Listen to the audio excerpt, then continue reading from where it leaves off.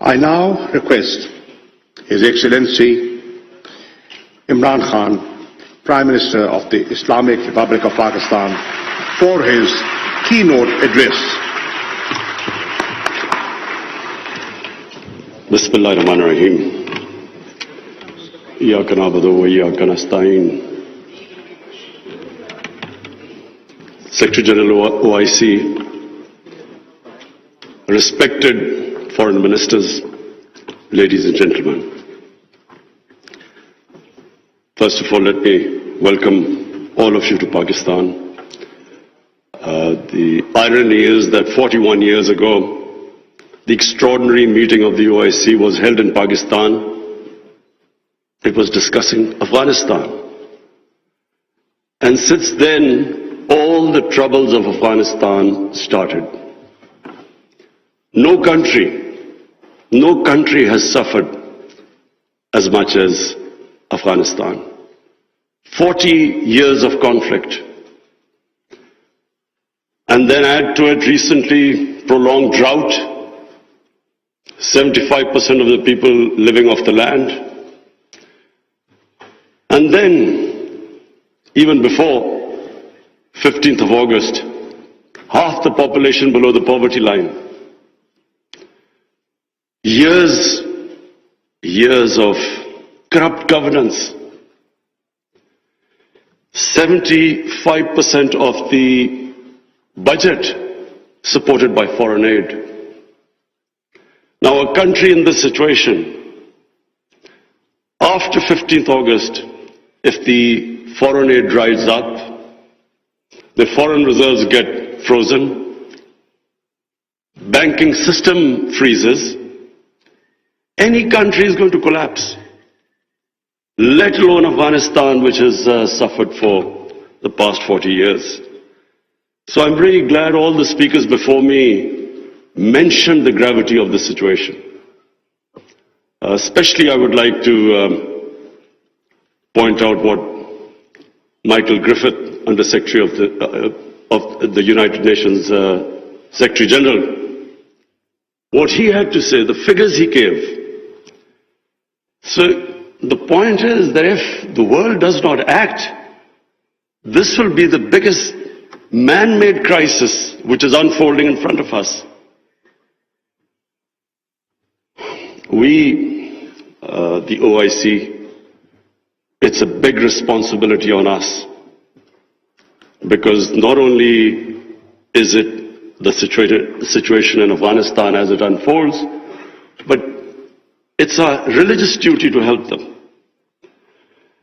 And I must say that we have to, and I speak to the United States specifically, they must de-link the Taliban government from the 40 million Afghan citizens. Even if they've been in conflict with Taliban for 20 years. But this is a question of the people of Afghanistan. 40 million human beings. And that's why it is very important that action is taken immediately. Already we are late. The Afghan winter, everyone knows, is extremely severe. And these preconditions the Taliban have to, unless they have an inclusive government, human rights, women's rights, do not allow terrorism from the soil. Unless these preconditions are met, the humanitarian aid will not flow, and their foreign reserves won't be allowed to have them, or the banking system won't be allowed to function. This is very important. That first of all, the one time I met the Taliban foreign minister, he categorically said that they wanted to comply with these three conditions. Now the point is, we must understand that when we talk about human rights, every society is different. Every society's idea of human rights and women's rights are different. I just give you an example of of the Pakistan, the Pakhtunkhwa province, which borders Afghanistan, because the culture is similar, because Taliban is basically predominantly a Pashtun movement, and there are more Pashtuns on our side of the border. Now, the city culture is completely different from the rural culture. Culture in Kabul was always different to rural areas. Just like in Peshawar, it is completely different, the culture, to the district adjoining the Afghanistan border. So I give you an example. We give stipends to the child's parents to put the girls into school. But in our tribal districts or the district adjoining Afghanistan, if we are not sensitive to the cultural norms of those people, even with stipends, they won't send their girls to school. But if we are sensitive to their cultural norms, without stipends, they're willing to send their girls to school. So this sensitivity, I'm afraid, when we are talking about human rights and women's rights, we have to be sensitive about this. But my big worry is that unless action is taken immediately, and I mean immediately, because we've been saying this for now 2-3 months, unless action is taken immediately, Afghanistan is heading for chaos. Any government, when it can't pay its salaries of its public servants, hospital, doctors, nurses, any government is going to collapse. But chaos suits no one. It certainly does not suit the United States. Because what if there's chaos there, and chaos means the inability, if the Afghan government does not have the ability to fight terrorism. And we know ISIL is now a threat. It has been a threat. We have had attacks from Afghan border, from ISIL into Pakistan. So the only way you can control what is, and ISIL is capable of international terrorism. And the only reason you can deal with it is if there's a stable Afghan government. And same with Pakistan. Our worry is, and remember, Pakistan lost 80,000 people. We were the biggest collateral damage of the Afghan war. Our economy was shattered. Over $100 billion lost to the economy. 3.5 million people internally displaced. Well, the last thing we want is chaos in Afghanistan, more refugees. We already have over 3 billion Afghan refugees. To date, we have 234,000 Afghans who've overstayed their visa because their situation in Afghanistan means they can't go back. And remember, this is a country, like most developing countries, who are suffering from the fallout of the coronavirus. COVID-19, we are all suffering from the impact it has had on world economies. So we are in no position to deal with this, another influx of refugees and terrorism. So, my request to the international community, to the United States specifically, I know the Europeans are extremely sensitive. They understand the situation. There's a refugee problem not just in Europe, all over the world. So everyone knows that this chaos will lead not just countries like Pakistan and Iran, other countries will also eventually have refugee problems. But in much richer countries, you have 2,000-3,000 refugees and there's an issue. The far-right parties raise this issue about refugees. But we poor countries, who are struggling, whose economy is just about getting on their feet, how do we cope with hundreds and thousands of refugees?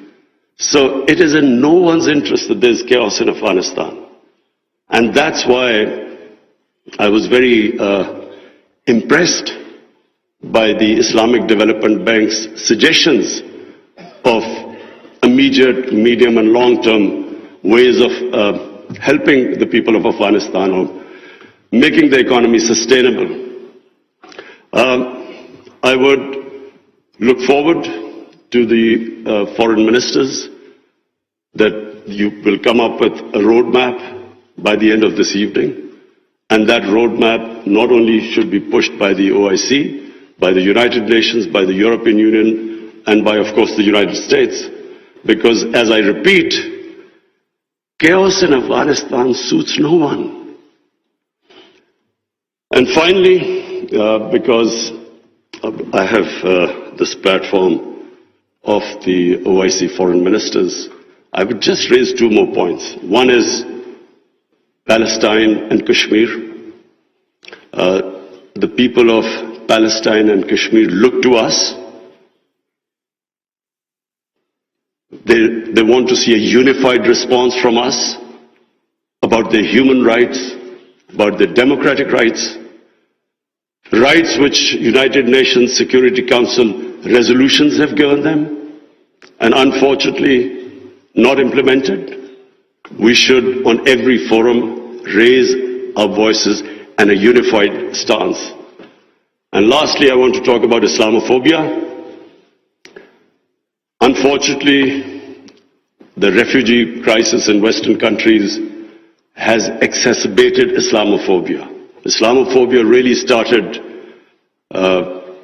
reaching a dangerous levels after 9/11, when terrorism and Islam were connected.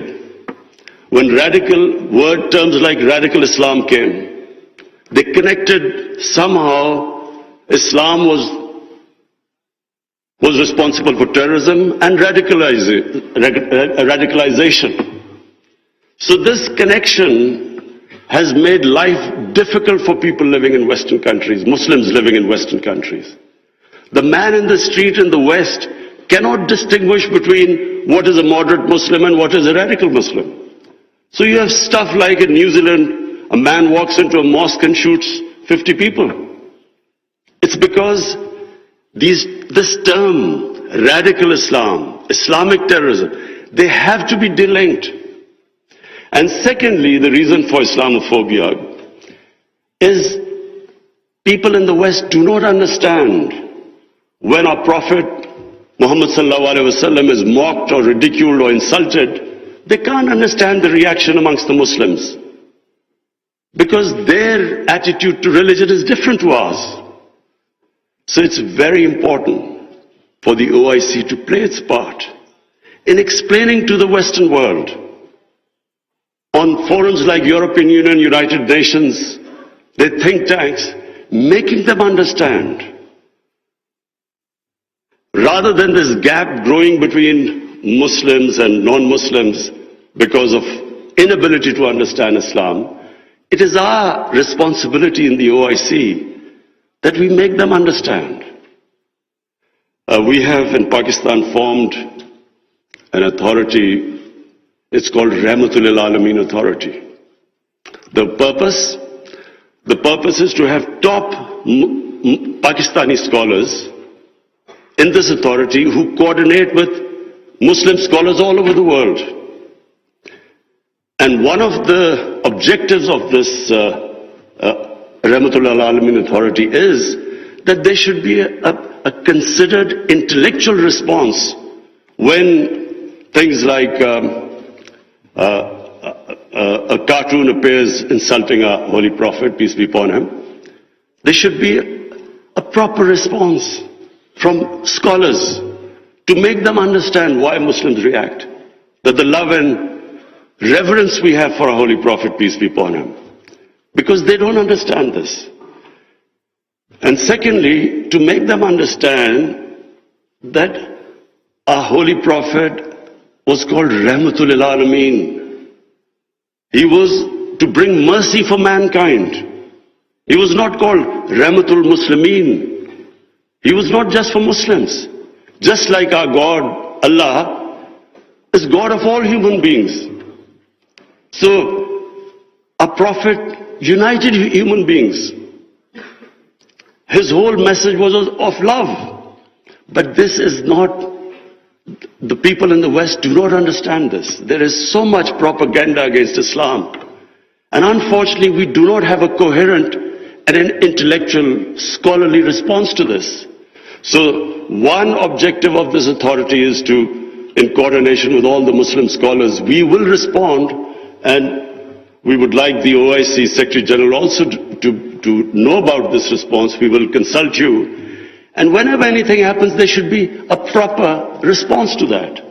But secondly, it's also for my own country, because we feel that we can raise the morality and the ethics of our society by making people understand the seerat of the Prophet, his teachings, to raise the ethical standards in our country, and at the same time unite our people.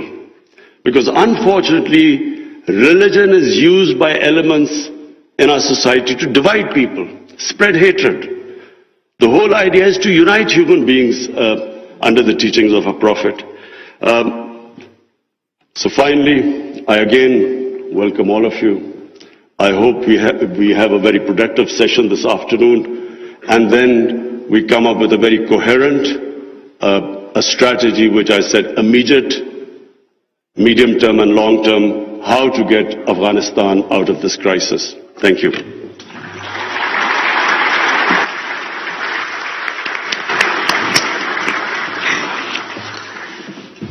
Thank you very much, Prime Minister, for your gracious presence and words of wisdom. I'm sure the House values your thought-provoking address and candor. Your remarks comprehensively covered all important dimensions of today's topic and would guide the proceedings of this extraordinary session.